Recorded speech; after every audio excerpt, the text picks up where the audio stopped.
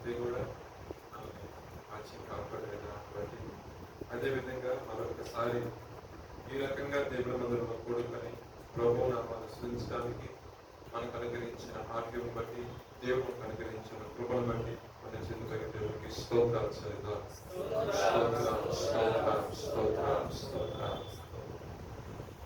ఎవరికైనా గుర్తుందా గత వారం ఏ వాక్యం ధ్యానం చేస్తున్నాను?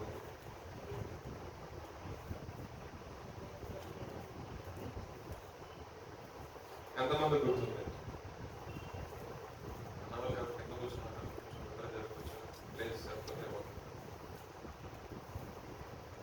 నీ ప్రక్కన 1000 మంది పడ్డాను, నీ కుడి ప్రక్కన 10,000 మంది కూలినాను. అపాయం అనేది నీ యొద్దకు దేవుడు మనకు బట్టి అనేక రకమైన సమస్యలు ఇబ్బందులు వచ్చినప్పటికీ కూడా ఆయనే అనేక విషయాల్లో సహాయం చేస్తూ, ఎందుకంటే బయట పరిస్థితులు మన దేశంలో అయితే అటువంటి కళలు కానీ బయట ప్రాంతాలు బయట దేశాలు చూసినట్లయితే వాతావరణం చాలా ఏదైనప్పటికీ అనేక మంది చేస్తున్న ప్రార్థన దేవుడు మనం చేసిన వాగ్దానం బట్టి మనల్ని మంచి సమృద్ధి గల ప్రదేశం ఉంచుకున్నాడు దేవుడు. ఏదేమన్నప్పటికీ రాత్రి కాల సమయం ముందు కొన్ని మాటలు చూద్దాము. వాక్యంలోకి వెళ్ళడానికి ముందు ఒక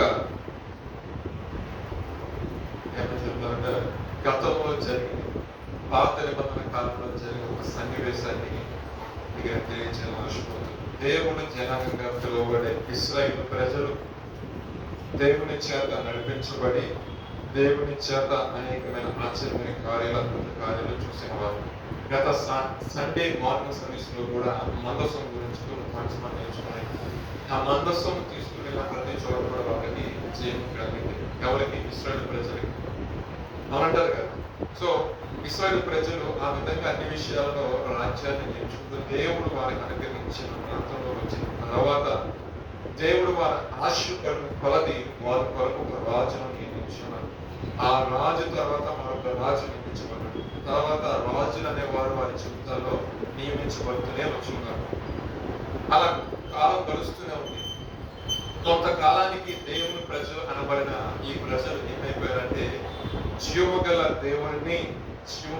దేవుడిని విసర్జించి, అంటే దేవుడితో ఒక సహవాసాన్ని మెయింటైన్ చేయకుండా, అదేవిధంగా దేవుడు చెప్పిన ఆజ్ఞ ప్రకారం జీవించకుండా తమ సొంత జ్ఞానం మీద ఆధారపడుతూ దేవుడు కాని వాటిని పూజిస్తూ మరి ఏం చేస్తారంటే నిజ దేవునికి ఎదుట ఎలా మారారంటే దోషులుగా వాళ్ళు మార్చబడుతున్నారు. అనేక మంది ప్రవక్తలు పంపించుకున్నారు, అనేక మంది సేవకుల్ని పంపించుకున్నారు, ఇంకా అనేక రకంగా దేవుని ఆత్మ చేత నింపబడిన అనేక మంది వీళ్ళు చెప్పినా కూడా వారి మాటలు లెక్క చేయకుండా వారి ఇష్టానుసారమైన జీవితం వారు జీవిస్తున్నప్పుడు ఎంతైనా ఒక మార్గం మనం గమనించాలి. దేవుడు ఒక వ్యక్తిని గత వారు మన జ్ఞాపకం చూస్తుంది. దేవుడు ఒకసారి పిలిచి మనకంటే వాగ్దానం చేసిన, మనల్ని మన విషయంలో ఏదైనా ఒక పిలుపు పిలిచిన, దేవుడు నమ్మదగిన వాడు, ఆయన నీతి న్యాయం జరిగించే దేవుడు కాబట్టి ఏ విషయంలో కూడా దేవుడు మాట తప్పే దేవుడు కాదు. దానికి చాలా రిఫరెన్సెస్ మనం చూసాం. నిజముగా మనం మనసు తిప్పుకొని ప్రభు యొక్క కూర్చున్నప్పుడు చేసిన వాగ్దానం బట్టి దేవుడు చేయవలసిన మేలు చేయక మానలేదు. ఎందుకంటే ఆయన అంత నమ్మదగిన దేవుడు. మనము నమ్మదగిన వారు కాకపోయినప్పటికీ కూడా ఆయన నమ్మదగిన దేవుడిగా ఉన్నాడు. కాబట్టి ఇశ్రాయేలు ప్రజలు అలా తిరుగుతున్నప్పటికీ కూడా దేవుడు సహిస్తూ ఉన్నాడు. వీరికి ఏ విధంగా అయినా సరే బుద్ధి చెప్పాలి అని చెప్పేసి వారి యొక్క ప్రవర్తన ఏ విధంగా ఉందో నేను ఒక ఎగ్జాంపుల్ కోట్ చేస్తూ ఒక బుక్ రాశాడు. పరిశుద్ధాత్మ చేత 14 అధ్యాయాలు ఉంటాయి. ఆ 14 హోషియా తీసుకుని వారిని ఏ రకంగా సంబోధించాడో, ఏ విధంగా వారి గురించి మాట్లాడినాక మాటలు రాయబడుతుంది. హోషియా నువ్వు వెళ్ళి ఆ పాపం చేస్తున్న స్త్రీని పెళ్లి చేసుకున్నప్పుడు దేవుడు మాటను ధిక్కరించకుండా నేను వెళ్ళి మ్యారేజ్ చేసుకున్నాను. తర్వాత కొంత సందర్భం రాసుకుంటూ వస్తాను. నా ప్రజలని ఇశ్రాయేలు వారు ఆ విధంగానే ఉన్నారు, కానీ వారు ఆ విధానం ఉంటే నాకు ఇష్టం లేదు. కానీ వారిని ఏ విధం చేతనైనా నేను వారితో చేసిన నిబంధన జనం కదా, వారితో చేసే నిబంధన స్థిరపరుస్తానని మాట ఇచ్చాను కదా. సో నేను మాట తప్పని దేవుడు కాబట్టి నేను ఆ మాట వారికి నెరవేర్చాలని ఆశపడుతున్నా. కానీ వారి హృదయాలు ఏ విధంగా ఉన్నాయంటే నా విషయం వైపు కాకుండా ఈ లోక సంబంధమైన విషయాల వైపే వాళ్ళు ఎక్కువ ఫోకస్ చేస్తున్నారు, కానీ నా వైపు వాళ్ళు తిరగలేదు. దాని మూలంగా ఏమవుతుందంటే లోకంలో వస్తున్న కరువు కావచ్చు, లోకంలో వస్తున్న శాపమే కావచ్చు, లోకంలో వస్తున్న తెగిలే కావచ్చు, దాని చేత వారు బాధపడతారు. కానీ నా ప్రజలైన వారిని నేను ఏర్పరుచుకున్న దాన్ని బట్టి నేను మంచిగా ఉంటాను, కోతగా ఉంటాను, ఆశ్రయ దుఃఖముగా ఉంటాను, నేను వారికి అనేక మాటలు ఇచ్చాను. వారి విషయంలో తెగులు వారి గుమ్మాల ముందు నుండి వెళ్ళినప్పటికీ కూడా తెగులు అనేది వారు తగలకుండా నేను వారిని కాపాడుతున్నాను. కానీ ఇదేమో చూస్తుంటే వారు ఎంతగా నశించుకుపోతున్నారు. వారు నశించుకోవడం నాకు ఇష్టం లేదు, నువ్వు ఒక పని చేయని చెప్పినప్పుడు ఆయన హోషేయకి ఏదైతే మాటలు చెప్పాడో ఆ మాటలన్నీ కూడా మొదటి అధ్యాయంలో ఆయన చేస్తాడు. హోషేయ దయచేసి తర్వాత 2వ అధ్యాయం 14వ వాక్యం ఒకసారి చదవండి. పిమ్మట దానిని ఆకర్షించి అరణ్యంలోనికి కొనిపోయి అక్కడ దానితో ప్రేమగా మాట్లాడుతాను. అక్కడ నుండి దాన్ని తోడుకొని వచ్చి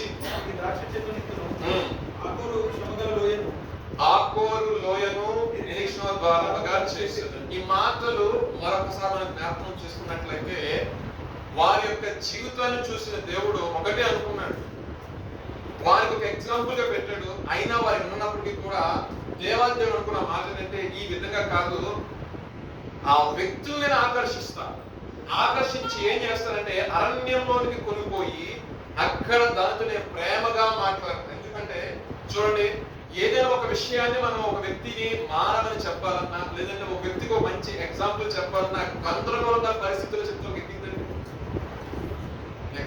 అంటారు కదా.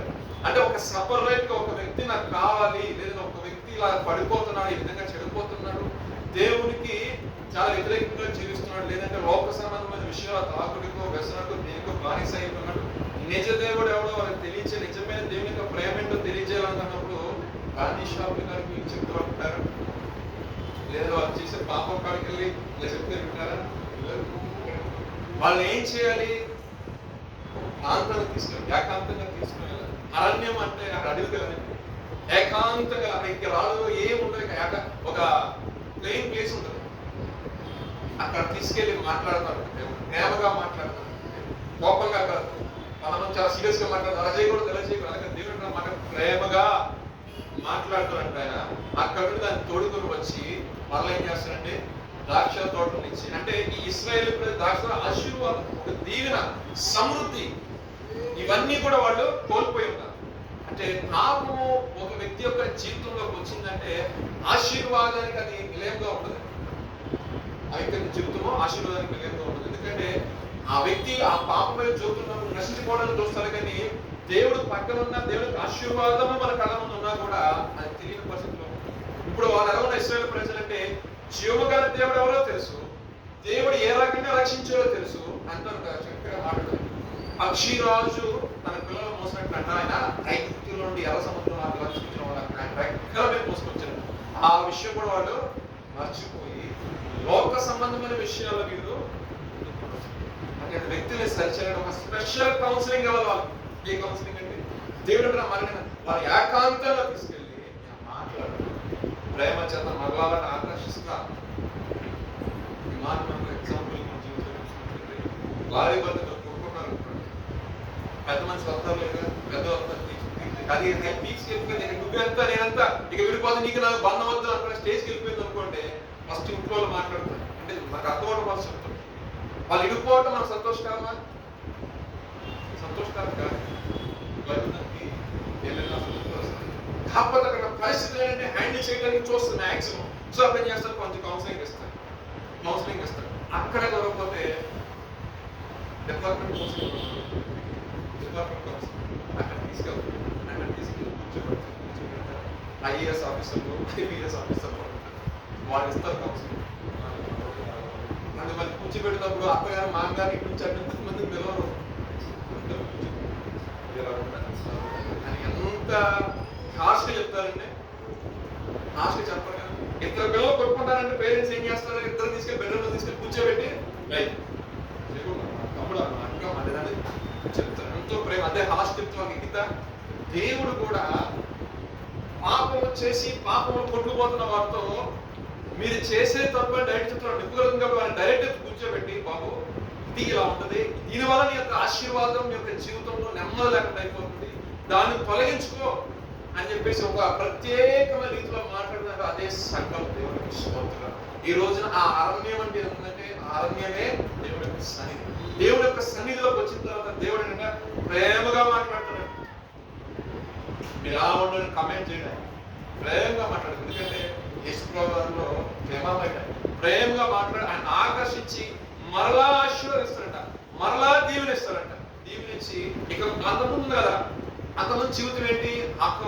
శ్రమల గల లోయ. ఆ అనుభవంలో ఉన్న వారికి ఏం చేస్తారంటే నిరీక్షణ చూపిస్తారంట. అంటే ఆ పాత రోత జీవితాన్ని విసర్జించి మరలా ఫలింపు గల దశలో ఒకప్పుడు ఎంతో గాయం, ఒకప్పుడు చెప్పుకోలేని వేదన, వాటన్నిటిని తీసుకొచ్చి దేవుడు అంట నిరీక్షణ కలిగేస్తాడంట. అంటే ఒక డోర్ ఓపెన్ చేస్తాడు, నిరీక్షణ ద్వారా ఓపెన్ చేస్తాడు. నా దేవుడు నాకు ఇస్తాడు, నా దేవుడు నాకు సహాయం చేస్తాడు. మరి ఎలా వస్తుంది కాన్ఫిడెన్స్ నీకు? మళ్ళా ఎప్పుడు వచ్చిందా కాన్ఫిడెన్స్? ఎప్పుడైతే ఆయన నీతో ప్రేమగా మాట్లాడినప్పుడు నీ వ్యక్తిగత జీవితాన్ని ఎప్పుడైతే సరి చేసుకుంటున్నావో అప్పుడు నీకేమైపోతుందంటే నిరీక్షణ ద్వారా ఓపెన్. ఆ నిరీక్షణ మనకు ఒక ఫెయిత్. ఎందుకంటే నా ప్రభు నేను దురవస్థలో ఉన్నాను, పాపాలు కొట్టుకొని కడుతున్నాను, దేవుడికి ఇష్టమైన క్రియలు చేస్తున్నాను, అయినా నా ప్రభు నన్ను విడిచిపెట్టాను ఇస్తున్నాడు. ఏం చేస్తాను ప్రభు? తీసుకొచ్చి నా పరిశుద్ధాత్మ ద్వారా లేఖల ద్వారా మాటలని ప్రేమ చేత ఆకర్షించి నేను చెప్తుంది కదా మరలా కలుపుకోమని చెప్పి ఏదైతే ఆశీర్వాదం నీ కొరకు దాచిపెట్టిన దీవెనతో అది మరలా అయితే గోల్డ్ పడకుండా మరలా నీకు వచ్చిన దేవుడు చేస్తే ద్రాక్ష చెట్టు మరలా దేవుడు అంత గొప్ప కార్యాలు ఇశ్రాయేలు ప్రజలు తీసుకొని వచ్చిన తర్వాత ఎంతగానో వారిని ఆశ్రయించు. ద్రాక్ష పండ్ల విషయంలో కావచ్చు, ఇక్కడ చూసినట్లయితే నానా రకాలుగా వారిని ఆశ్రయించు. కిందగా చదువుకుని కలిస్తే అక్కడ ఒక మాట రాయబడింది. 16వ మాట ఒకసారి చదవండి. అది ఇచ్చటి నుండి నా మాట వినును, నీవు బయలు అని పిలవక నా పురుషుడు అని ఇదే యెహోవా. అంటే దేవుడు ఒక్కసారి ఆశీర్వదించి, దేవుడు ఒకసారి ఆకర్షించి, దేవుడు తన వైపు తిరుగుకున్న తర్వాత మరలా తిరిగి వెళ్ళే అనుభవంలోనికి కొంతమంది ఏంటంటే ఇక మనసును చంపుకొని తిరిగి పాపంలో పడిపోయి పాపం తిరిగిపోతారు. ఎందుకంటే నశించిన వారికి ఎందుకు వెళ్ళిపోవాలంటారు. దేవుడు సెలవిస్తున్న మాట ఏంటంటే ఎప్పుడైతే నేను అలా అరణ్యంలో నేను మాట్లాడానో ఇచ్చటి నుండి అలా నా మాట వింటుంది. ఆ మాట ఆ కట్టలు ఆ విధులు గైకొని నడుస్తుంది. కాబట్టి ఇక్కడ నుంచి నువ్వు బయలు అంటే బయలు సంబంధించిన వ్యక్తి కాదు, నా పురుషుడు నా భర్త అని అంటే ఒక యజమానుడిగా దేవుడు చూస్తాడు. చూడండి వారి జనాంగం ఎలా ఉన్నారంటే పాపము చేస్తూ పాపంకు సంబంధించిన వ్యక్తితో పోల్చాడు ఆ స్త్రీ. అదే లోకంలో ఒక పర్సన్ మ్యారేజ్ అవుతున్నాడు, ఒక పాపం ఎంత ఓడి యూజ్ చేయడం ఇష్టం లేక వాటిలో లేదు. సో అలా తిరుగుతున్నప్పుడు అనేక మంది అనేక మాట్లాడతారు, రైట్?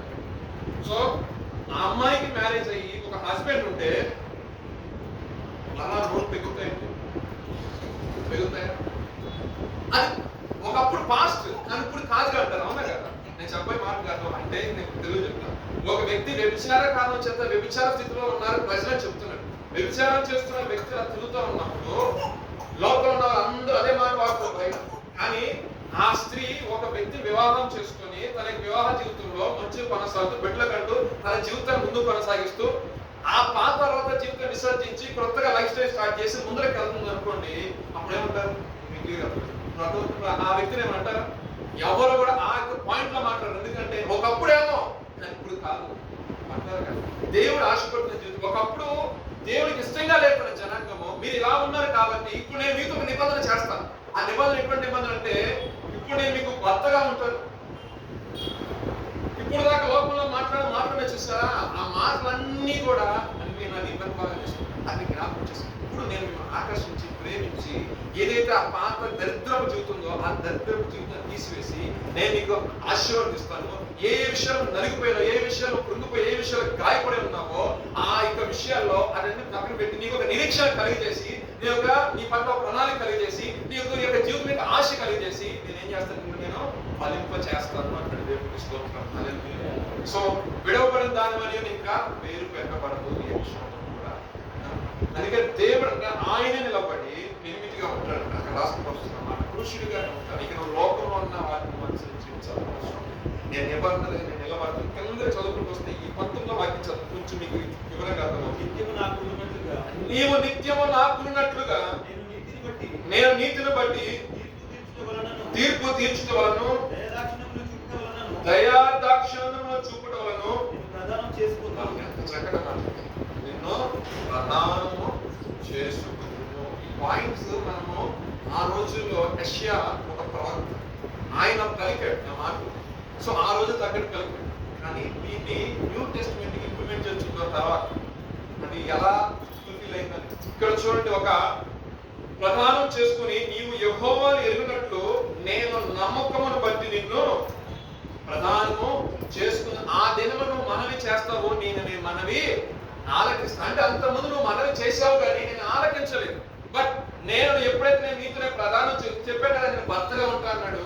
తర్వాత మనతో ఆయన ప్రదానం చేసుకుంటాడట. ప్రదానం చేసుకున్న తర్వాత మనం మనవి చేసిన వెంటనే ఆ మనవి ఆయన ఆలకిస్తాడు. అంటే ఇక మీకు ఈ 3 పాయింట్లు కనపడాలి. అక్కడంటే దేవుడు నిజమైన ప్రేమని రీస్టోర్ చేస్తున్నాడు. దేవుడు తన యొక్క ప్రేమని, దేవుడి యొక్క ప్రేమ ఏం చేస్తాడంటే అది వరకు ఏదైతే ప్రేమ ఉందో ఆ ప్రేమను దూరంగా వెళ్ళిపోయినప్పటికీ తప్పుపోయిన కుమారుడు చూడండి తండ్రి దగ్గర ఎంతో ప్రేమను పొందుతున్నాడు. ఆస్తి అంతస్తులు ఉన్నంతసేపు ఫ్రెండ్స్ అందరూ ఉన్నారు.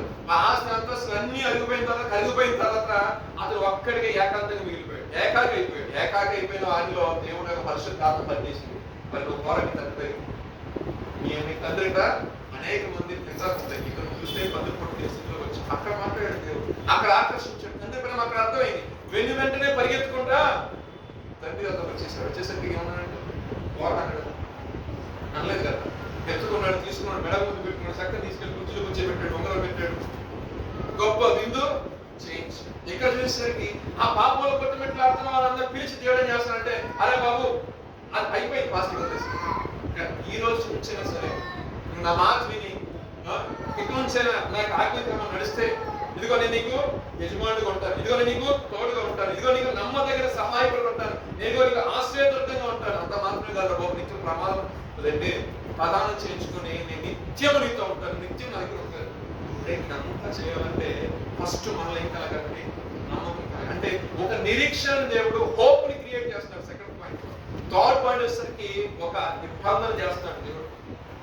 ఏ నిబంధన? నిత్యము ఆయనతో ఉంటే నిబంధన. ఫోర్త్ వచ్చేసరికి నువ్వు ఎప్పుడు ప్రార్థన చేసినా నీ ప్రార్థన జవాబిసి ఇప్పుడు నేను నీతో ఉంటాను అని ప్రవచనాత్మక కొన్ని మాటలు చెప్తాను. ఇప్పుడు వద్దాం న్యూ టెస్ట్మెంట్ వచ్చేసరికి నిజంగా కొన్ని మాటలు కనపడుతూ ఉంటాయి. యేసు గారు సస్యలుగా ఉన్న దినాల్లో వ్యవసాయని సస్యలుగా ఉన్న దినాల్లో ఒక ఆయన వచ్చి అడిగాడు. 3వ అధ్యాయం 1 నుంచి చదివితే కొంచెం 14వ అధ్యాయం 14వ వాక్యం చదవండి. 3వ అధ్యాయం 14వ వాక్యం. యోహాను సువార్త 3వ అధ్యాయం 14వ వాక్యం. అరణ్యములో మోషే సర్పమును ఎలాగ ఎత్తెనో అలాగే విశ్వసించు ప్రతివాడును నశింపగా ఆయన ద్వారా నిత్య జీవము పొందినట్లు మనుష్య కుమారుడు ఎత్తబడవలను. ఇక్కడికి పాయింట్ ఇక్కడ అర్థం కాదు కానీ 3వ అధ్యాయం కానీ స్టార్టింగ్ లో చూస్తే ఒక ఆయన వస్తాడు, పరిసేడు వచ్చి యేసు గారికి వచ్చేసి అడుగుతాడు, బోధకుడు నిత్యం పొందాలని ఏం చేయాలంటే అంటే నువ్వు మళ్ళా జన్మించాలా బాబు, నీటి మూలంగా ఆత్మ మూలంగా నువ్వు జన్మించాలి. అప్పుడే నీకు మాకు మధ్యన ఏం జరిగింది? ఒక నిబంధన, ఒక ప్రధానం అనేది జరిగింది. ఎప్పుడైతే ఒక నీటి మూలంగా ఆత్మ మూలంగా జన్మిస్తాడో ఆ నిత్య జీవాన్ని పొందుకున్నాడు. అంటూ చెప్తున్నప్పుడు ఇంకా మాట్లాడతాడు. ముసలివాడిగా ఉన్నవాడు మల్లాతల్లి గర్భంలో ప్రవేశించి ఎలా జన్మిస్తాడు? క్వశ్చన్స్ అడిగి నేను భూ సంబంధమైన విషయాలు మాట్లాడుతున్నప్పుడే మీరు ఎప్పుడు ఇంకా పరలోక సంబంధమైన విషయాలు మాట్లాడుకుంటే మీరు ఏం కలిగిస్తారు అని చెప్తూ అప్పుడు ఒక పాయింట్. అరణ్యంలో ఏ విధంగా అయితే చదువు ఒక మాట ఎత్తెనో విశ్వసించు ప్రతివాడు అందరి చదివిన వచనం వల్ల నమ్మకమును బట్టి అని రాశాడు ఆయన. నీకు నాయన జరిగించి నేను నీవు నమ్మిన దాన్ని బట్టి నమ్మకాన్ని బట్టి నేను నీకు ఏం చేస్తానని ఆశీర్వదిస్తాను తనకు మాట్లాడడం ఆశీర్వదించాడు కదా.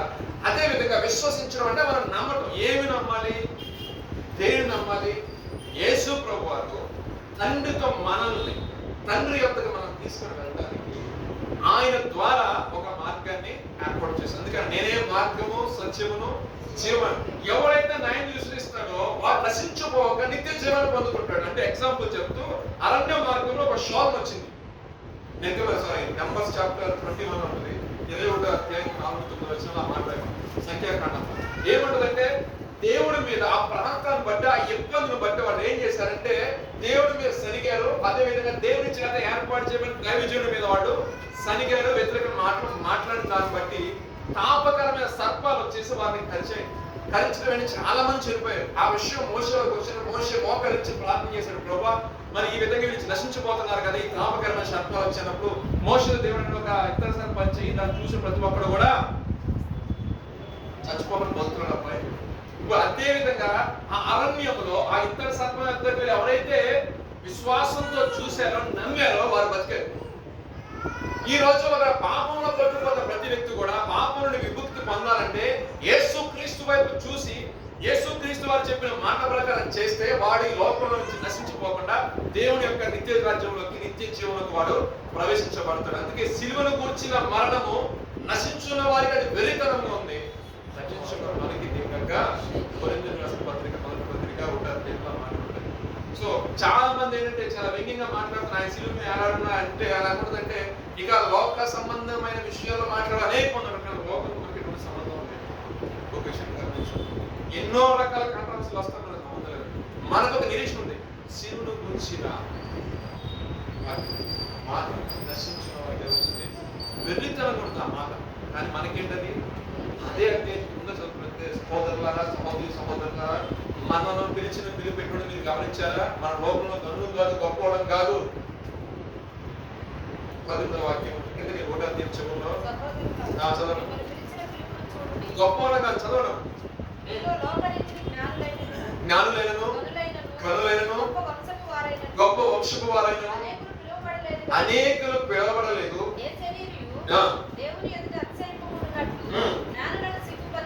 జ్ఞానులను సిగ్గుపరచుటకు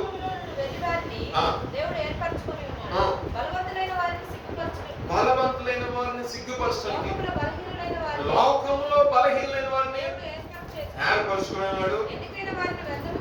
ఎన్నికైన వారిని వ్యర్థం చేయటకు నీచులైన వారిని ధృవీకరింపబడిన వారిని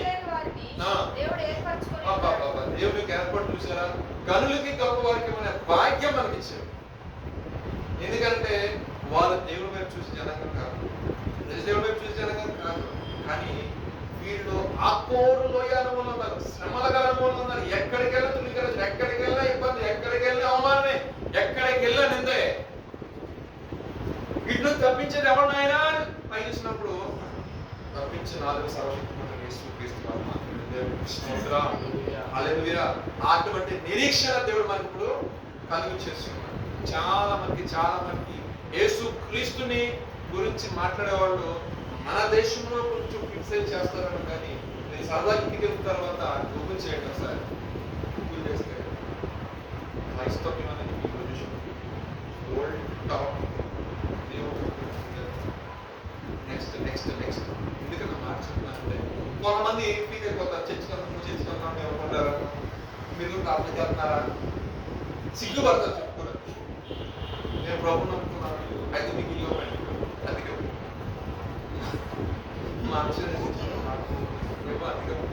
పర్లేదు దేవా అని మాకు ప్రార్థించి ఇలా పరిస్థితి చక్కగా మాకు ఇచ్చిన వాళ్ళు సమర్పించారు. అమ్మవారు ఏ రోజు కూడా చేయబడతారు. అది దేవుడు ఆ హృదయం తెలిసాడు. గత 2 సంవత్సరాలు బట్టి అందరూ ఒకలాగా ఒకరిని బట్టి మనం తెచ్చి కొంతమంది చేస్తారు. సో దేవుడికి తెలుసు మనం ఎంత ఇబ్బంది పడుతున్నామో, కానీ మనం నిరీక్షణ ఉంది. ఎందుకంటే మనం ఒక ఆధారం ఉంది, ఆయన వైపు చూస్తాం. సో మనము కూడా వాక్యానుసారంగా ఉన్నప్పుడు, వాక్యానుసారమైన జీవితం జీవిస్తున్నప్పుడు యేసు ప్రభువు ఎవరో సంపూర్ణంగా అర్థమైతే తండ్రి అయిన దేవుడు ఏమైనా నీకు క్లియర్గా అర్థమవుతుంది. ఆయన మన దగ్గర నుంచి ఏం ఎక్స్పెక్ట్ చేస్తున్నాడో అర్థమవుతుంది. ఆయన మన నుంచి ఏం ఎక్స్పెక్ట్ చేయట్లేదు. నీతి న్యాయములు జరిగించినాడు, పరిశుద్ధ జీవితాన్ని జీవించు. ఎప్పుడైతే నీ యొక్క జీవితంలో యథార్థత కలిగి ఉంటావో, ఎప్పుడైతే నీవు హృదయంలో శుద్ధి కలిగి ఉంటావో, అప్పుడు ఏమైతే అంటే దేవుని యొక్క మాటలు వస్తాయి, దేవుని యొక్క తలంపులు వస్తాయి, దేవుని యొక్క ఆలోచన అర్థం దేవుడు ఎలా నడవమని అర్థం. ఒక నిబంధన చేస్తున్నాడు. ఈ క్రొత్త నిబంధన, ఈ ప్రధానం మనకేంటంటే ఒక క్రొత్త నిబంధన దేవుడు మనతో చేస్తున్నాడు. దేవుడు అంటే ఎలాగనే ప్రజలు మనం, దేవుడు అంటే ఏంటో కూడా తెలియదు. అయినా మన కొరకు తన కుమారుడు యేసుక్రీస్తు వారు మనకు అనుగ్రహించారు. యేసు ప్రభువు గారిని అంగీకరించిన తర్వాత కూడా ఇంకా తెలిసి ఇంకా ఏమవుతుందిలే అని వెళ్దాం అనుకోండి. దానివల్ల శాపం అనేది వస్తుంది. ఓషో చెప్పాడు, శబ్దికమైన దాన్ని తీసుకోవాలంటే అది మనం ఆకర్షిస్తుంది. దాని దేవుడికి మీరు వెళ్ళమాకండి. దేవుడు కాల్చేయమని కాల్చేయండి. దాన్ని మీరు ఏం తెలుసుకోవద్దు. ఆకాన్ని ఆశపడండి. చూసిన ఎవరైనా పక్కగా ఏం చేస్తున్నాడు తెలిసి ఆయన పెద్ద వందలండి. ఆయన ఎక్కడ 6 లక్షల మందిలో నేను చేసిన కనపడిన దాన్ని తీసుకొచ్చి చేశాడు. దాచిపెట్టేసాడు. ఇంట్లో దాచిపెట్టి దానివల్ల వచ్చిన శోధన వంశబలి లేకుండా మొత్తానికి తీసుకుంది. శోధన ఎలా ఉంటుందంటే చాలా చాలా చాలా ఒకటి కాదు, చాలా భయంకరంగా. ఎంతమంది చనిపోయారు.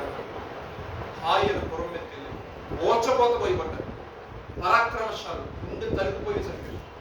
దేవుడు మరి అంతమంది చెప్పినప్పుడు ఒకరి వ్యక్తులు తక్కువగా న్యాయమే అంటారు. ఎందుకంటే ఒకరి మూలంగా పాపం రావచ్చు, ఒకరి మూలంగా ఆశీర్వాదం రావచ్చు.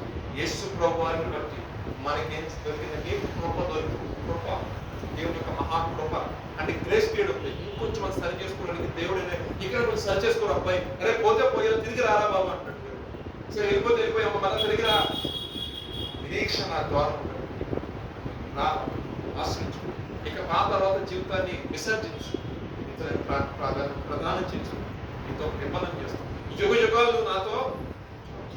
నిజంగా ఆ మాట చదువుతున్నప్పుడు అరణ్యంలో ఏ రకంగా అయితే ఆ సర్పాన్ని చూసి ఆశీర్వదించారో ఇదేనా మనకు ఒక నిరీక్షణ, ఒక ధైర్యం ఏంటంటే నా ప్రభు నాకు సహాయం చేస్తాడు, నా ప్రభుని ఆదుకుంటాడు, నా ప్రభు ఏ రకంగా సరే నా పట్ల కార్యం జరిగిస్తారు. ఒక్కొక్కసారి మన అకౌంట్ బ్యాంక్ బ్యాలెన్స్ ఆ టైంలో వచ్చి పడతాం, టమాటా పడిపోతాం, శ్రమలు ఇబ్బంది. కానీ మనకి తల్లిపోతా ఉంటాం. కానీ అప్పుడు ఏం చేస్తాం, సహాయం చేయలేదు ప్రభావ, ఎవరికి ఇచ్చినట్టు లేదు ప్రభావ. అసలు కొంత గవర్నమెంట్ కొత్త ఊరు క్లాస్ చేసింది. ఎవరికైనా అప్పు ఇచ్చారంటే అప్పు ఆ ఇల్లు నేరలా ఆ వ్యక్తిని ఇబ్బంది పరిస్థితి మిమ్మల్ని జైలు చేస్తారు. జాగ్రత్త కొత్త ఊరు వచ్చింది. ఎవరన్నా అప్పుడు అప్పు ఇవ్వట్లేదు అని భయపడి, ఎందుకు అప్పు ఇవ్వడం ఎందుకు, అప్పు తిరగని ఎక్కువ ఎందుకు అన్నట్టు దానికి నిజంగా జనాలు ఎవరు అప్పు కూడా ఎంత సార్ తీసుకెళ్ళి సిగ్గు వేసుకుంటారు, శుభ్రంగా లేదంటే దేవుడు ట్రస్ట్ చేసుకుని తీసుకుంటారు దాని నుంచి మాట. కానీ పరిస్థితులు చూస్తే ఏం అర్థం కావట్లేదు. కానీ భగవాన్ ముఖ్యంగా ఉదయాన్నే మీరు ఇప్పుడు సరదాగా ఈవినింగ్ టైంలో కూర్చోండి. కోయిల్ అంటారు తెలుసా, తలసిన భలే ఉంటుంది. అలా వాయిస్ పడింది మన డబ్బులు ఫోన్ వస్తుంది అనమాట. డబ్బులు అడిగినట్టున్నారు ఎప్పుడో, ఇప్పుడు అవసరమా అని ఫోన్ వస్తుంది అనమాట. మనకు కావాల్సిన అవసరమే కదా. మనం 10 రూపాయల కోసం చూస్తే 100 రూపాయలు పడుతుంది. దేవుడు తీసుకుంటాం. ఇలా ఏంటంటే మనకున్న ఇబ్బంది తిరిగిన వాడు దేవుడు. ఎందుకంటే ఆయనతో నువ్వు లింకులు అంటే ఆయనతో నువ్వు సహవాసాన్ని నువ్వు మెయింటైన్ చేస్తున్నప్పుడు నీకు ఏది అవసరం ఉన్నదో, నీ అవసరం తిరిగిన వాడు నీ ప్రభు, నీ అవసరం తిరిగిన వాడు నీ భర్త, నీ అవసరం తిరిగిన వాడు నీ స్నేహితుడు. ఆయన చూడ ఇంట్రడక్షన్ ఎలా ఉందో, ఓ ప్లేస్ లో నేను స్నేహితుడు అంటాడు, ఓ ప్లేస్ లో నా సహోదరుడు అంటాడు, ఓ ప్లేస్ లో నీకు భర్తనే ఉంటా అంటాడు, ఓ ప్లేస్కి వచ్చేసరికి నేను తండ్రిగా ఉంటా అంటాడు, ఓ ప్లేస్కి వచ్చేసరికి అసలు ఆయన అంటే ఆయన నేను మొత్తం క్లియర్ గా చూస్తే ఆయన ఏం కనపడుతుందంటే ఏ విధం చేతనైనా ఏదో ఒక రూపంలో నేను నీకు నీ పక్కనే ఉంటాను, నీకు సహాయం చేసి నీ పక్కనే దేవుడికి ఇష్టం అంటే నువ్వు నశించుకోవడం నాకు ఇష్టం లేదు. ఏ విధం చేయాలి, ఒక తండ్రిగా కానీ, ఒక అన్నగా కానీ, ఒక సహోదరుడిగా కానీ, ఒక బంధువుగా కానీ, ఏ రకంగా సరే మనం శ్రమలు పోకుండా ఇబ్బందులు ఆపంలో నిరీక్షణ ద్వారా దేవుడికి స్తోత్రం. మళ్ళీ ఒక చిన్న మాట చదువుతూ మనం నిరీక్షణ చిన్న మాట. యేసు గారు సిలువలో ఉన్నారు కదా, అంటే చిన్న ఎగ్జాంపుల్ చెప్తాను. నిరీక్షణ ఎలా కలుగుతుందా మీరు బాగానే చెప్పారు, ప్రధానం చేసుకుంటారు, దేవుడు మనం అప్పగిస్తున్నాడు, బాగానే ఉంటుంది కదా. దాని ఒక ఎగ్జాంపుల్ అంటే బాగా చూపిస్తున్నాను. లోకసభలో యేసు గారు సిలువ మరణం సిలువ వేసేవారు. ఇద్దరు దొంగలు ఉన్నారు పక్కన, ఇద్దరు దొంగ ఉన్నప్పుడు వాళ్ళకి ఒక దొంగ ఏమన్నాడు, ఇష్టం సాధన మాట్లాడు. ఇంకో దొంగ ఏమన్నాడు, మనం చేస్తున్న దానికి ఈ శిక్ష మనకు తగిందే, కానీ ఆయనైతే నీతిమంతుడు. యేసు ప్రభువా నీ రాజ్యంతో వచ్చినప్పుడు నేను ఒకసారి జ్ఞాపకం చేసుకున్నాను అన్నాడు. నిశ్చయములకు అన్నాడు లేదన్నమాట. నిశ్చయముగా పక్కన వాడికి ఏమొచ్చింది, వెంటనే చూడండి మనం చేసుకున్నాడు, చూసాడు ఆయన వైపు. ఈ రాజ్యంతో ఒకసారి జ్ఞాపకం చేసుకోవాలి. చేసిన వెంటనే ఆలోచిస్తాను, ఎందుకంటే నీతో ఒక నిబంధన చేస్తాను, ప్రదానం చేసుకున్నాను. ఆయన నిబంధన చేశాడు. తండ్రిని కుమారుని ఐక్యపరచడానికి ఆకాశానికి భూమికి మధ్యలో ఆయన వేలాడి ఉన్నాడు. అదే సందర్భంలో చక్కటి మాట, అయ్యా నీ రాజ్యంతో వచ్చినప్పుడు నేను విశ్వసిస్తున్నాను అయ్యా, నిజంగా నీ రాజ్యంతో వచ్చినప్పుడు ఎంత చక్కగా ఒప్పుకున్నాడు. అప్పుడు దాకా ఎన్ని దొంగిలు చేశాడు, ఎన్ని దొంగతనాలు చేశాడు. అంటే నేను అనకూడదు కానీ ఎన్ని రకాల హత్య చేశాడు ఎవరికి తెలియదు అక్కడ రాయబడాల. కానీ ఒక్క మాట చివరకు వచ్చేసరికి నిరీక్షణ కలిగి ఎదురు చూసి ఒక్కసారి జ్ఞాపకం చేసుకునేప్పటికీ ఎంత పంపించేసాడు. నిత్యం వచ్చేది పరదేశంలో ఉంటాం.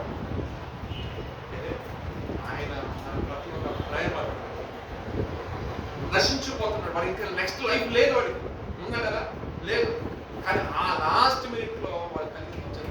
అప్పుడు దాకా క్రీస్తు ఎవరో కూడా నాకు తెలిసి తెలియకుండొచ్చు. కానీ ఎప్పుడైతే ఆయనతో పాటు సిలువ వేస్తాను అనుకున్నప్పుడు ఈ దొంగల మధ్య డిస్కషన్ జరిగిందేమో, నేను కూడా తీసుకుంటున్నది ఏంటంటే ఉంటుంది కదా, ఎవరికైనా మాట్లాడు ఆ సభలో ఏం జరిగింది మాకేం తెలియదు. కానీ మైండ్ లో ఆలోచించి ఈ రాజ్యంతో వచ్చిన అవకాశాలను జ్ఞాపకం చేస్తున్నాడు. అంటే ఆయన మనమే చేయకుండా మన దగ్గర చదువుకున్న భవిష్యత్తు మాట ప్రకారంగా ఎప్పుడైతే మనతో ఆయన ప్రదానం చేసుకుంటే నిబంధన చేసుకుంటే ఆయన క్లోజ్ ఆయన సహవాసం కలిగి ఉంటాము, మనలో చేసిన వెంటనే ఆయన చేస్తాడు. ఆయన అన్నాడు జ్ఞాపకం. ఇప్పుడు మనం రెవల్యూషన్ చాప్టర్లో వెళ్తే ఆ ప్రధాన గురించి మనం మాటలు కనిపిస్తాం. రెవల్యూషన్ చాప్టర్ 19 19వ అధ్యాయము 7వ వాక్యం చదవండి.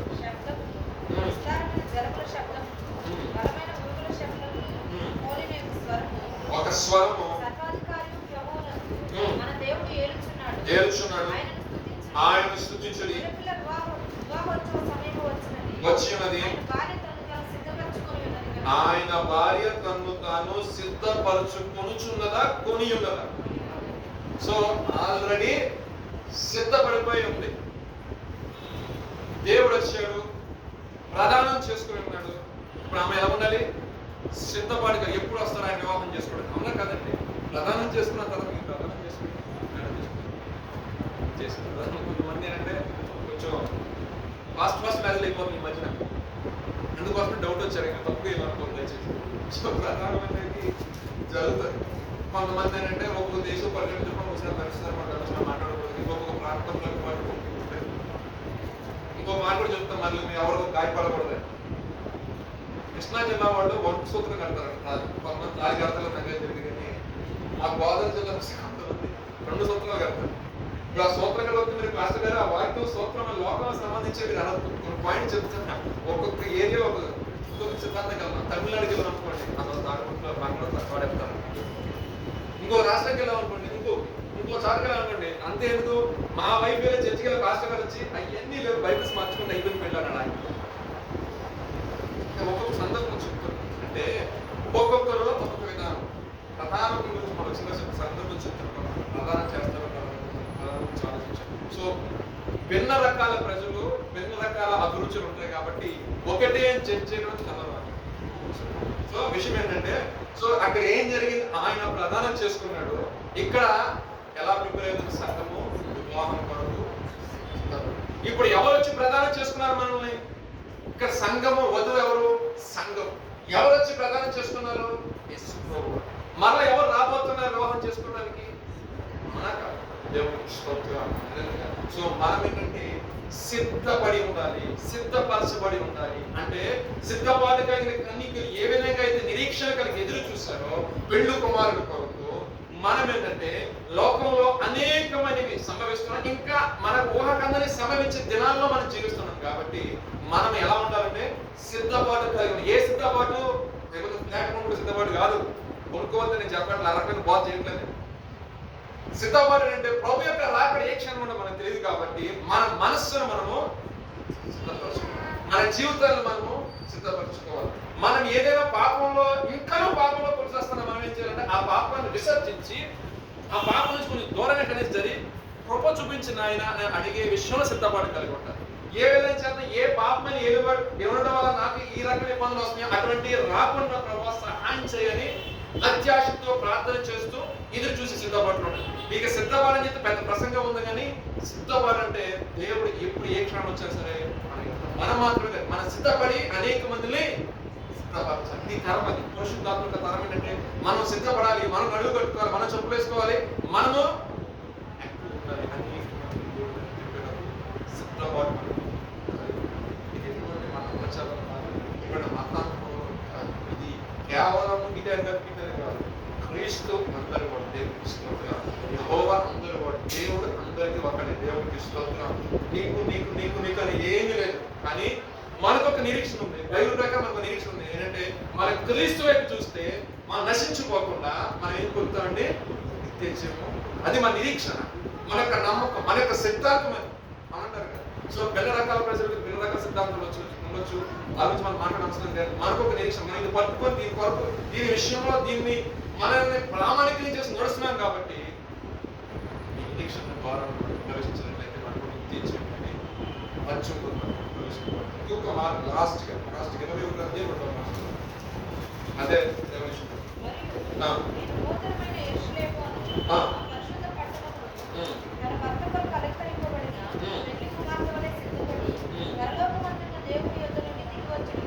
దేవునికి స్తోత్ర. చూడండి, ఈ రెండు కూడా ప్రవచనాత్మకంగా. సో నూతనమైన యెరూషలేము నేను మీ కొరకు నివాసాలని ఏర్పరుస్తున్నాను. ఓకే, తండ్రి యొక్క వెళ్తున్నాను, మరలా వస్తానని చెప్పి దేవుడు ఇప్పుడు మనల్ని తీసుకొని యుగ యుగాలు ఆయనతో చెప్పాడు కదా. ఆ యెషయా చదివాం కదా, నిత్యము నిత్యము ఒక రోజు కాదు, నిత్యము అంటే జీవితాంతం లైఫ్ ఎల్లప్పుడు కూడా ఆయనతో దేవుడు ఏం చేసింది? పాపం నశించుకోవడం దేవుని చిన్నగా దేవుడికి ఇష్టంగా. ఎందుకని కొన్ని ఆజ్ఞలు కట్టడలు పెట్టాడంటే ఆ ఆజ్ఞలు కట్టడం తీసేసి ఒకసారి 10 ఆజ్ఞలు పక్కన పెట్టేసి ఒకవైపు ఒక రోజు మీరు జీవించవద్దు. జస్ట్ ఇమాజిన్ చేయండి ఎంత వరస్ట్ ఉంటుందో. దేవుడు పెట్టిన 10 ఆజ్ఞలు పక్కన పెట్టేసి బంధనం చేసి వ్యభిచారం చేసి నరహ చేసి పక్కడు దాన్ని పోసుకునే విధానం ఆ మనిషి యొక్క జీవితంలో కరెక్ట్ అన్నమాట. సమాజంలో ఒక ఎథిక్స్ కలిగి ఒక పర్సన్ జీవించాలి అంటే 10 కమాండ్మెంట్స్, ఆ 10 ఆజ్ఞలని చాలా కీలకం పెట్టేస్తుంది. దొంగలు ఎవరో ఇంట్లో పెట్టుకోకూడదు, పాపం చేస్తున్న ఇంట్లో ఇంట్లో తల్లిదండ్రులు కొడుతుంది. అవునా కదా? అలా తిరిగి పడిపోయాడు చెప్పండి పెట్టి వస్తారు. అవునా కదా? ఎవరు చెప్పండి అంటారు. అవునా కదా? పక్క వాళ్ళని ఆశించే వాళ్ళని జీవితం అలాంటి చేస్తే ఏమైనా ప్రశాంతం కొట్టుకుంటారు, లేకపోతే చనిపోతారు, అంతో సో దేవుడు ఏం చేశాడు? మనిషిగా జీవించాలి అంటే ఖచ్చితంగా పరిశుద్ధ అది చాలా 11 ఆజ్ఞ చెప్పాలని తీసుకుని అవన్నీ కలిపేసి ఒకే ఒక పాయింట్లో పెట్టాడు సింపుల్గా. ఏమన్నాడు? ఇదే చెప్పింది మంచి మాట. సో దేవుణ్ణి ఎందుకు బతికారు? మనం ఇతరులు ప్రేమించేవారుగా, పాపాన్ని నశించేవారుగా ఉన్నట్లయితే దేవుడు ఏదైతే మన కొరకు ఒక రాజ్యాన్ని సిద్ధపరచుకుంటారో ఆ రాజ్యంలో యుగ యుగాలు ఆయనతో దేవుడు ప్రార్థన చేస్తున్నాం.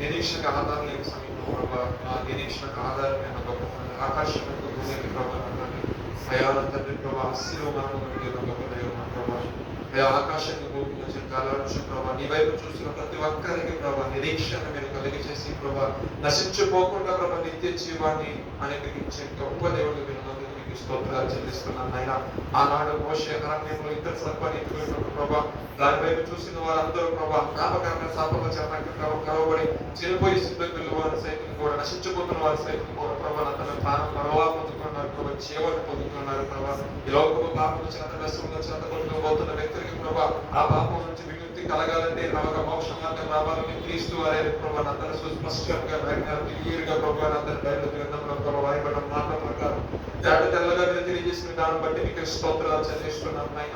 నీ ప్రజల ఇశ్రాయేలు వారు ప్రభా నా తండ్రి విసర్జించి ప్రభా అయ్యా నా తండ్రి పాపంలో కొట్టుకుపోతున్న వారి విషయంలో ఒక సేవకుడు నిలబెట్టుకుని ప్రభా సేవకుల ద్వారా కొన్ని సూచనలు చేసిన తర్వాత మీరు ప్రభా మిమ్మల్ని నేను ఆకర్షించి దానితో నేను ప్రేమగా మాట్లాడేదన్నట్టుగా మీరు మాట్లాడి ప్రభా శ్రమ అనుభవాలు కూడా వెళ్తున్న తన యొక్క జీవితాన్ని ప్రభా శ్రమ అనుభవాల నుండి ప్రభా అయ్యా తప్పించి నిరీక్షణ కలిగి చేసి ప్రభా నా తండ్రి ఆశీర్వదించి ప్రభా అయ్యా నా తండ్రి ప్రభా ఆ యొక్క నుంచి ఆ మాట తప్పి ప్రభా తిరుగుబాటు చేయకుండా ప్రభా ఈ మాట విన్నట్లుగా మీరు ఏర్పరుచుకున్న రీతిని బట్టి నీకు స్తోత్రాలు చెల్లిస్తున్నాం ప్రభా.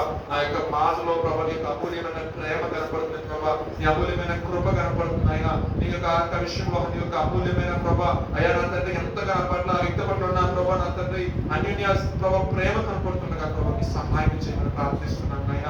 అయ్యా కృప గల తండ్రి ప్రభా అయా ఆత్మలు ప్రభా శ్రమలు గల అనుభవాలు ఉన్న జీవితాన్ని ప్రభా అయా ద్రాక్ష తోటలు మరలా ఇస్తాను, దీవెన ఇస్తాను, ఫలింపనిస్తానన్నావు ప్రభా. నీకు వందనాలు స్తోత్రాలు ప్రభా. ఆయా గాయములు కట్టే దేవుడు ప్రభా, ఆయా గాయములు ప్రభా నా తండ్రి ప్రభా మాన్పే దేవుడు అయినా నీ సహాయం చేయండి ప్రభా, కృప కుమ్మరింప చేయండి ప్రభా. అయా నా తండ్రి నిరీక్షణ ఆధారమైన గొప్ప తండ్రి నిరీక్షణ చూస్తున్న వారి జీవితంలో అయా నూతనమైన ఫలములు అనుభవించినట్టు ఫలించినట్టు మీ కార్యం మీరు జరిగిస్తున్నందుకు అయా మారాన్ని మొదలుగా మార్చిన తండ్రి గొప్పదై మా జీవితాల్లో ఉన్నతమైన కార్యం మీరు జరిగించబోతున్నందుకు మీకు స్తోత్రాలు చెల్లిస్తున్నాం నాయన. ఇదిగో నా తండ్రి మీరు మాట్లాడిన తర్వాత ఇదిగో నిత్యము ప్రభా నీతో ఉన్నట్టు ప్రధానము చేసుకుంటాను ప్రభా, అయ్యా భర్తగా ఉంటాను ప్రభా, అయ్యా నా తండ్రి నేను నీకు నీ కొరకు నిలబడతాను ప్రభా, అయ్యా నువ్వు మనలు చేసిన వెంటనే ఆలకిస్తాను ప్రభా. అనేక రకాలుగా ప్రభా మీరు ప్రభా అయ్యా ఒక ప్రోత్సాహమైన మాటలు మీరు తెలియజేసి ఇప్పుడు ఈ దినాల్లో ప్రభా మా మాటని మా మనల్ని ఆలకించడం నీ కుమారుని యేసుక్రీస్తు వారిని మాకు నిరీక్షణ ప్రభా ఆధారం మీరు పెంచున్నారు ప్రభా. అయా నా తండ్రి నా గొప్ప దైవ మాతో మీరు ప్రభా అయా ప్రధానము చేసుకుని ఉన్నారు ప్రభా నా తండ్రి. ఇదిగో ప్రభా నా తండ్రి ప్రభా గొప్పదైన ప్రభా నా తండ్రి అయా నీ యొక్క రాకతో మీరు వచ్చినప్పుడు ప్రభా వధువు సంఘంలో మమ్మల్ని ప్రభా పెళ్లి కుమారుగా మీరు రాబోతున్న విధానం బట్టి ప్రభా సిద్ధపాటు కలిగి అనుభవంలో మీరు ఉన్నట్టుగా సిద్ధపరచబడినట్లుగా సమయంలో మీ సహాయం చేయమని ప్రార్థిస్తున్నాం ఆయన. లోక సంబంధం విషయాల్లో కొట్టుకుని పోకుండా లోక రీతి లోక మర్యాదను అనుసరించి నడిచే వారిగా కాకుండా ప్రభా నీ కొరకు ప్రత్యేకించబడిన జనానికి మీరు పిలుచుకున్న పిలుపుని బట్టి పరిశుద్ధతను బట్టి పవిత్రతను బట్టి ప్రభా ఏర్పాటు చేయబడిన అంశములుగా ఏర్పాటు చేయబడిన జనాంగంగా ప్రభా ఉండి ప్రభా నిరీక్షణకు ఆధారమైన నీ వైపు చూస్తూ ప్రభా నాకు ఆత్మీయ యాత్రలో మీ సహాయం దయచేసి ప్రార్థిస్తున్నాం నాయన. ఈ మాటలు ఎవరి కొరకు మీరు పలికించడం మాకేం తెలియదు కానీ ఇంకనూ ఏదైనా పాపం చేత బంధించబడి ఇంకా లోక వ్యసనాల చేత ప్రభా నా తండ్రి ఆకర్షించబడి ఇంకా నీ వైపు తిరిగి రాలేక స్థితిలో ఉన్న వ్యక్తితో ఈ రాత్రి కోసం మీరు మాట్లాడుతున్నారని నేను నమ్ముతున్నాను నాయన. అయ్యా వారి నుండి విసర్జించుకొని ప్రేమగా వారితో మీరు మాట్లాడండి నాయన. వారిని మీరు ఆకర్షించండి ప్రభా, వారి యొక్క శ్రమల నుంచి వారికి ఇబ్బందుల నుంచి వారి యొక్క కష్ట నష్టముల నుంచి ప్రభా వారికి విడుదల కలిగి చేసే నిరీక్షణకు ఆధారిగా మీరు నిలబడబోతుంది దాన్ని బట్టి నీకు వందనాలు ప్రభా. నమ్మి వచ్చిన వారికి మెండిన ఆశీర్వాదం అన్నట్లు ప్రభా అయా నమ్మకత్వాన్ని బట్టి ప్రదానము చేసుకున్న దేవుడు ప్రభా అయా ప్రదానం చేసుకున్న తర్వాత మనమే ఆలకించిన దేవుడు కనుక కనపడుతుంది లేఖనాలు ప్రభా. అయా చివరి గడిలో ప్రభా నా తండ్రి అయా నా తండ్రి ప్రభా శిలువ వేయబడిన ఖైదీ ప్రభా అయా నా తండ్రి నీ రాజ్యంతో వచ్చినప్పుడు కూడా ఒకసారి జ్ఞాపకం చేసుకోవాలన్నప్పుడు వేరే వెంటనే తనకు మనమే ఆలకించి ప్రభా అయా మొట్టమొదటిగా రక్షించబడిన వ్యక్తి ప్రభా అయా నా తండ్రి శిలువ వైపు చూసి నీ వైపు చూసి అడిగిన మాటను బట్టి నీ వెంటనే సెలవిచ్చి నిశ్చయం నాతో కూడా నువ్వు పరదేశంలో ఉంటావు ప్రభా. నీకు వందనాలు స్తోత్రాలు చెల్లిస్తున్నాం నాయన. అటు రీతిగా ప్రభా అయా నీతో నిబంధన చేసుకొని అయా నీ మార్గంలో నడుస్తూ నీవే నాకు ఆశ్రయదుర్గము, నీవే నా కొంట, నీవే ప్రభా అయా నాకున్న ఆధారము నీవే అని ప్రభా ఎందరైతే నీ కొరకు ఎదురు చూస్తున్నారో వారి జీవితాల్లో ప్రభా మీరు కుమరించబోతున్నది నీకు స్తోత్రాలు ప్రభా. వారి పట్ల మీ సహాయం దయచేసి వారి మనల్ని ఆలకించి వారి విషయంలో అయా గొప్ప ఫలింపు అయా గొప్ప ఆశీర్వాదం గొప్ప దీవెన మరి పొందుకున్నట్లుగా మీరే సహాయం దయచేసి ప్రభావ మీరే కృప కుమరింపచేయండి. మా ప్రభు రక్షకుడు యేసుక్రీస్తు వారి పరిశుద్ధులే మనం అడిగి వేడుకొని ప్రార్థిస్తున్నాము తండ్రి.